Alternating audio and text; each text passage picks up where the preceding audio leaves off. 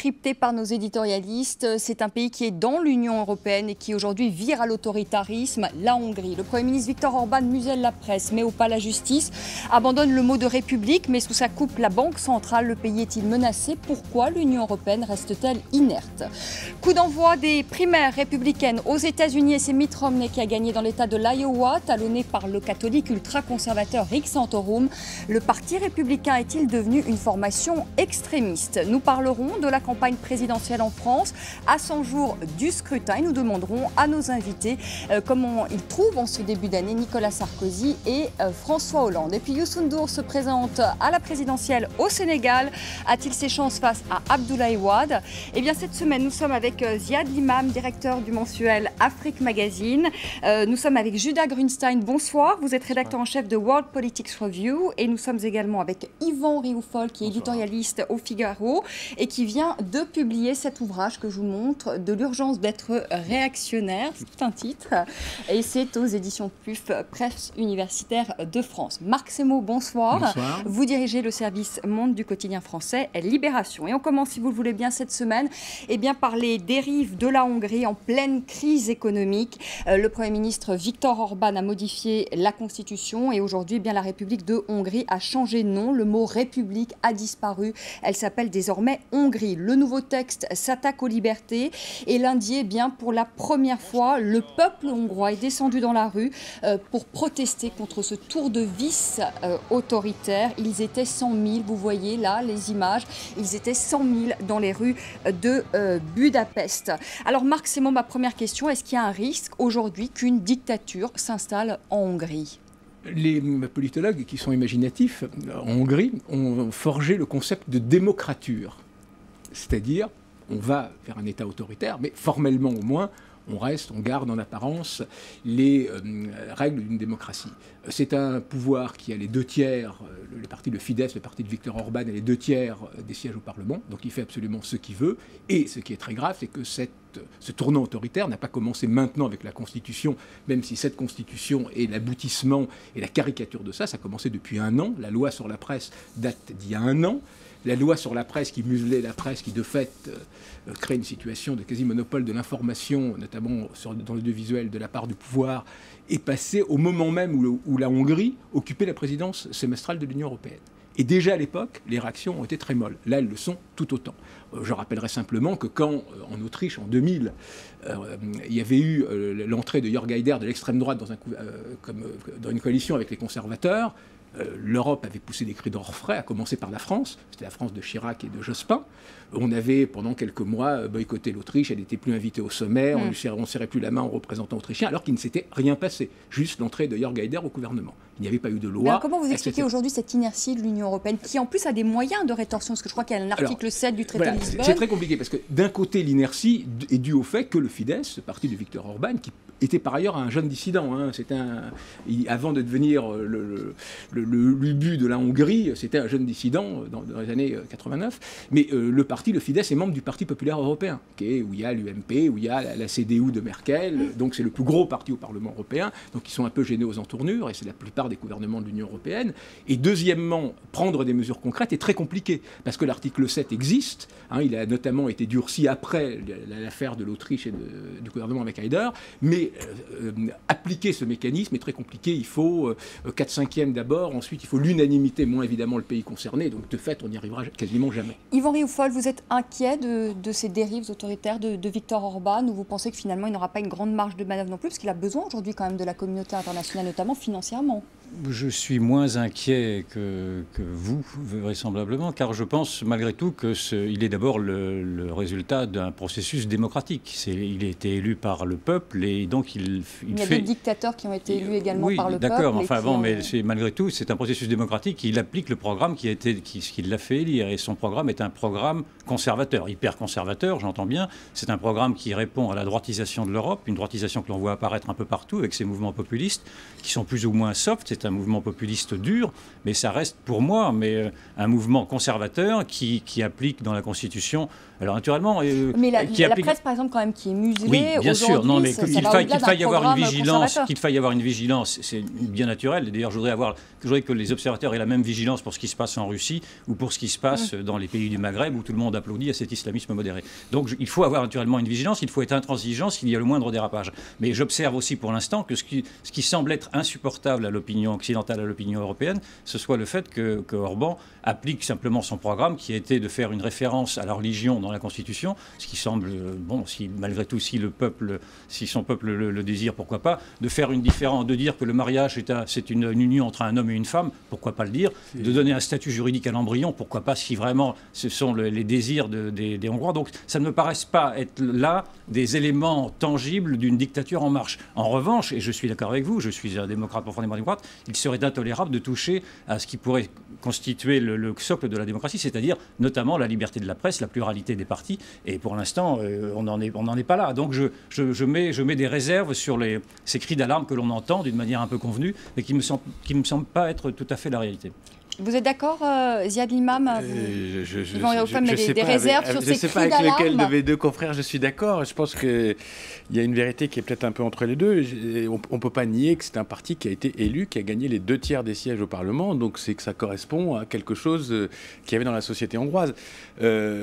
Deuxièmement, il y a une crise économique qui favorise les populismes avec des solutions simples, des retours à la culture originelle, avec des régimes autoritaires. On va pas rentrer dans le capharnaüm des démocraties occidentales, on va inventer quelque chose à nous. Bon, c'est des régimes aussi qui sont des jeunes démocraties, la Hongrie. Je veux dire, on oublie aussi un petit peu vite qu'il y a eu pendant un intervalle assez long de 50 ans des dictatures communistes. Avant, c'était parti d'un empire. Je veux dire, tout ça c'est pas des pays comme la France, j'allais dire, etc. Et puis, j'ai une petite provocation. Si Rick Santorum gagne les élections, j'imagine qu'on va en parler, vous aurez le même type de projet de loi, le même type de volonté politique, religieuse, recentrage sur l'identité, les homosexuels, le mariage, tout ça, etc.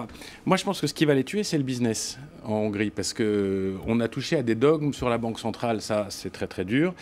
Ils ont été dégradés aujourd'hui encore de nouveau de 2 ou 3 crans, ils vont avoir beaucoup de mal à se financer, et donc pour pouvoir se financer, il va falloir, je pense, qu'ils cèdent sur un certain nombre de dossiers politiques, peut-être ça va se jouer comme ça. Jutta Koncak, vous êtes d'accord avec ça, avec la crise aujourd'hui? On doit faire face à une montée des nationalismes, on le voit là ici en Hongrie, mais on le voit un peu partout en Europe. Partout en Europe, partout dans le monde. Il y a une corrélation avec la crise économique? Ah oui, parce que finalement, la crise, c'est l'insécurité. Et quand les électeurs se sentent insécures, ils veulent être rassurés si besoin est, par la force, par quelqu'un, l'homme providentiel qui promet de rétablir l'ordre. J'allais dire, par contre, par rapport à la comparaison, oui, c'est un peu poussé parce que, en fait, non, mais le système politique aux États-Unis, c'est fondé sur le blocage et la paralysie. C'est vraiment très difficile de changer, par exemple, la Constitution. Si je comprends bien, Orban, il a gagné 2/3 des sièges dans le Parlement, mais pas 2/3 du vote. Il a gagné un peu plus de 50%. Il a 52%. Voilà. Avec la nouvelle loi électorale qu'il a Justement. faite, désormais avec 30%, il aura quasiment toujours cette majorité de 2/3. Et en mettant toutes ces normes qui vont bien au-delà de normes sur contre le mariage homosexuel ou sur l'embryon. On a supprimé la seule fréquence pour la radio d'opposition. La loi sur la presse est absolument verrouille tout. La prise en main de la Banque centrale est terrible au point que c'est une des raisons pour lesquelles aujourd'hui, la seule du moins sur laquelle l'Europe fait entendre sa voix, et il est devenu lui-même la cause principale de la crise économique de la Hongrie, au point qu'aujourd'hui, le Fidesz, dans les sondages, c'est 18%. C'est-à-dire le Fidesz lui-même, ce parti est en train de s'effondrer en termes d'opinion publique. Mais maintenant, le système est verrouillé. Mais juste pour rebondir un peu, les deux faces de la pièce de la crise et cette crise de démocratie aussi, c'est la Grèce et l'autre face. C'est-à-dire, d'un côté, il y a l'Hongrie qui impose lui-même cette espèce de virage vers la dictature. De l'autre côté, il y a l'imposition par en haut des mesures qui ne sont pas forcément démocratiquement instauré. C'est-à-dire, on a parlé beaucoup au moment de l'accord entre la Grèce et l'Union européenne d'une manque de démocratie, d'une espèce d'union nationale imposée par en haut. Je pense qu'il y a, dans les deux cas de figure, il y a une espèce de crise de démocratie, que ça soit d'en bas vers là haut ou du haut vers le bas. C'est quand même des processus... Moi, je suis toujours un petit peu étonné par le club des grandes démocraties qui a des réactions extrêmement rapides. C'est là-dessus que moi, je suis un tout petit peu prudent par rapport à des pays dont, encore une fois, ils n'ont pas la même histoire que nous, ils n'ont pas le même vécu démocratique que nous. On voit très bien que dans toute cette partie de l'Europe, il y a des partis populistes extrêmement puissants qui sont en train d'émerger, qui sont en train de dire le modèle occidental que veulent nous vendre les Français, les Allemands, n'en parlons pas, cette espèce de puissance centrale, etc. Il y a quelque chose qui relève du blocage, c'est le poutinisme, on n'est pas du même monde. Et je pense que là où il y a une erreur chez les Hongrois, c'est qu'on ne peut pas faire partie du club et ne pas en faire partie. Et qu'il faudra à la fin accepter les règles. Si vous êtes dans l'Union européenne, il faut accepter les règles de l'Union européenne. Et je pense que c'est comme ça que ça se résoudra. Et nous-mêmes, nous ne sommes pas non plus totalement exemplaires. Nous sommes une démocratie, mais une démocratie qui laisse à désirer. C'est le président de la République qui nomme les dirigeants de l'audiovisuel, un petit peu comme le fait Orban, etc. Et vous avez les partis politiques ne représentent pas exactement la teneur de l'électorat français, comme le fait Orban non plus. Les partis sont mis des suffrages, des modes d'élection qui leur conviennent, les partis majoritaires. Donc on ne peut pas faire ce procès-là, me semble-t-il, ou en tout cas c'est un procès trop facile, dans la mesure où nous faisons un peu la même chose. On va parler de la présidentielle aux États-Unis. Vous en parlez tout à l'heure. Vous parlez justement de Rick Santorum. Alors, c'est pas lui qui a gagné la primaire dans l'Iowa. C'est Mitt Romney, mais 8 voix, voilà, les séparaient. Je vous propose d'écouter donc Mitt Romney, qui apparaissait quand même comme étant le plus centriste, le plus modéré, qui a remporté donc cette élection dans l'Iowa. On écoute Mitt Romney. Ensemble en raison de notre passion pour ce pays et de notre inquiétude, car il est dirigé par un président qui est peut-être un type sympathique, mais qui est complètement dépassé. Il y a 4 ans, jour pour jour, il prononçait un discours pour célébrer sa victoire, ici à Des Moines. Il avait sillonné l'État, faisant toutes sortes de promesses. Le fossé entre ses promesses et ce qu'il a accompli est le plus grand que j'ai vu de ma vie. Judah Grunstein, est-ce qu'on peut dire que le parti républicain est devenu un parti extrémiste? On l'évoquait tout à l'heure avec Ziad Limam, ils sont contre l'avortement, même en cas de viol, en tout cas Rick Santorum, ils nient le réchauffement climatique, enfin bon, et la liste est longue, ils sont contre le mariage homosexuel, etc. etc. Est-ce que c'est un parti qui devient extrémiste? D'abord, il faut le mettre dans le contexte. Donc, extrémiste par rapport à quoi? Peut-être par rapport à la politique en Europe. Je pense que par rapport à la culture américaine, pas forcément extrémiste. Cela dit, je dirais que justement le résultat des Iowa montre à quel point le parti républicain souffre d'un clivage entre sa base militante et ses élites. La base militante, oui, il y a une aile, un courant qui est motivé par des questions de culture et de société. Après, il y a, et eux, ils veulent n'importe qui sauf Romney.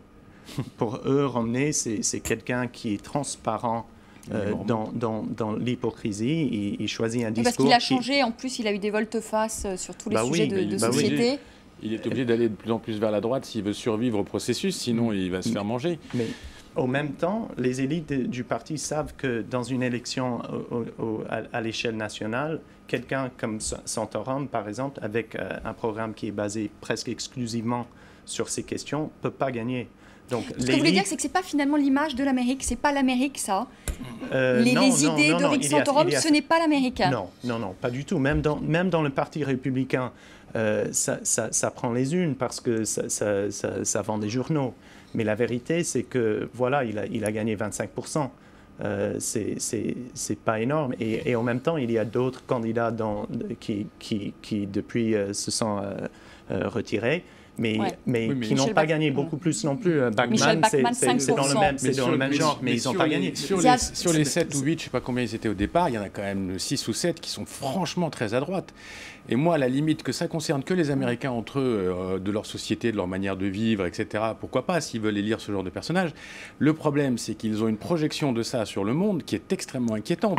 Je vous passe les phrases sur la non-existence des Palestiniens, ou les soi-disant Palestiniens peuples, ou les trucs qui n'existent pas, les pays dont on ne sait pas où ils se trouvent, les phrases à la va-t-en-guerre, il faut nucléariser l'Iran. Enfin, je veux dire, il y a quand même quelque chose dans tout ça. Moi, si ça concerne que la frontière américaine, tant mieux. Mais le problème, c'est qu'on va vivre avec cette droite américaine je suis d'accord, mais ça, c'est un discours de campagne, et c'est un discours quelque part, parce que parce qu'en fait, dans les primaires aux États-Unis, c'est que la base militante qui se motive pour les votes, mais pendant les élections, comme l'Iowa, qui est par ailleurs un des... Là, il y avait 100 000 personnes qui ont voté.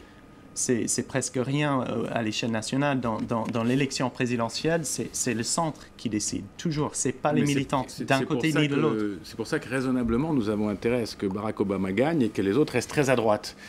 Moi, je parle en tant que citoyen non américain du reste du monde. Mais on attendait la démonstration, parce qu'effectivement... mais dans le fond, c'est vrai, il a raison, parce que moi, je n'ai qu'une vision française de ce qui se passe aux États-Unis, et je suis frappé par l'extrême médiocrité des candidats républicains qui sont alignés pour l'instant. Et c'est vrai que Barack Obama, je n'ai jamais été un fanatique de Barack Obama, et je dois dans le fond, il mériterait de ne pas être réélu, parce que même chez vous, visiblement, il y a une déception très forte, et on a bien vu que l'Obamania qui l'avait porté est depuis longtemps évaporé. Mais je remarque malgré tout que le Parti républicain devient son meilleur allié, et le chômage aussi, d'ailleurs, qui commence à baisser. Enfin, il y a une conjonction, c'est au plus bas là, depuis 3 ans. C'est justement pour ça que les dirigeants du parti sont dans un état de panique, parce qu'ils savent que cette année, c'est une opportunité énorme pour gagner la présidentielle.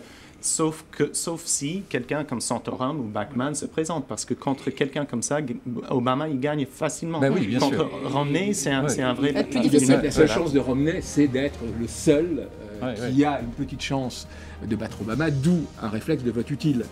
Mais voilà, il y a une deuxième chose qui m'intéresse aussi dans une vision très française, c'est cette apparition des antisystèmes que l'on voit apparaître aujourd'hui en France, que l'on voit apparaître aux États-Unis depuis assez longtemps avec les Tea Party, mais qui semblent se radicaliser. Alors je ne sais pas s'il y a un parallèle à faire ou pas, mais j'aimerais d'ailleurs qu'on m'éclaire, parce que j'avoue, je ne connais pas bien les vases communicants qu'il y a entre ces deux systèmes-là, mais il me semble assez révélateur de voir que ce rejet des partis suscite de part et d'autre une radicalisation qui peut être extrême. On va faire une pause, on va se retrouver dans un instant pour la deuxième partie de notre semaine dans le monde. On parlera notamment de la campagne présidentielle en France et on est presque à 100 jours du scrutin maintenant. À tout de suite.